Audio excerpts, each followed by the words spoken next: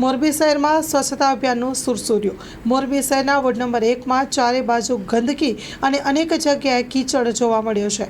મોરબી શહેર કોંગ્રેસ મહામંત્રી હિતેશભાઈ ભટ્ટ દ્વારા આગામી દિવસોમાં રજૂઆત મોરબી નગરપાલિકાને કરવામાં આવશે। અહીં ગંદકીને કારણે રોગચાળો ફેલાઈ શકે તેવી શક્યતા દહેશત દે રહી છે।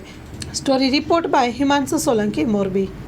મોરબીના સ્થાનિક પ્રશ્નો નગરપાલિકાને લક્ષીને ઘણા છે કે આપણે માધાપર જાપાથી ચાલુ કરી તો ત્યાં પણ જે આપણે સ્વચ્છતા અભિયાનનો જે મુદ્દો કહેવાય કે સ્વચ્છતા અભિયાન અંતર્ગત મોરબીની સફાઈ, આ લોકોએ સ્વચ્છતા અભિયાન તરીકે મોરબીનું કામ કરેલું કે ભાઈ કલેક્ટરશ્રી, ચીફ ઓફિસરશ્રી અને ઘણા બધા નેતાઓ સાથે અભિયાનમાં જોડાયા, પણ એ અમુક ટાઈમ અમુક દિવસ ખાલી નક્કી કરેલું હોય તે રીતે એ લોકો સાફ સફાઈ કરી અને ત્યાં એને સ્વચ્છતા અભિયાન પૂરું કરેલ। પણ મોરબીમાં ચારે તરફ જેમ કે આ વાવડી રોડ છે તો મોરબીમાં કચરાના પ્લાસ્ટિકના ઉકેડા તમને નજરે જોવા મળશે।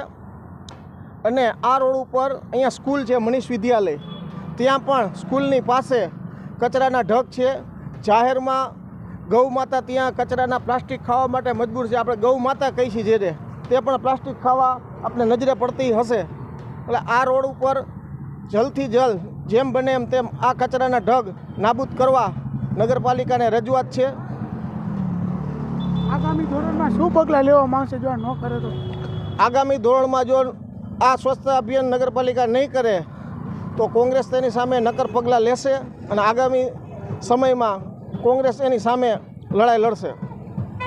મોરબીમાં નગરપાલિકા દ્વારા જે સ્ટ્રીટ લાઇટ હોય છે તે ધોળે દિવસે ચાલુ 24 કલાક મોરબીના અમુક એરિયામાં 24 કલાક લાઇટો સતત ચાલુ, જ્યાં લાઇટો નથી ચાલુ ત્યાં લાઇટો ચાલુ થતી જ નથી। લોકોની અનેક રજૂઆતો હોય છે નગરપાલિકા પ્રત્યે, પણ ત્યાં કોઈ સાંભળવા તૈયાર નથી। અને આ વીજ બિલ જે આવે છે આખો દિવસ લાઇટ ચાલુ રહી એ પ્રજાના શિરે છે, તો આના માટે પણ નગરપાલિકાને રજૂઆત કરી છે કે તમે આનું જલ્દથી જલ્દ ઉકેલ લઈ આવો।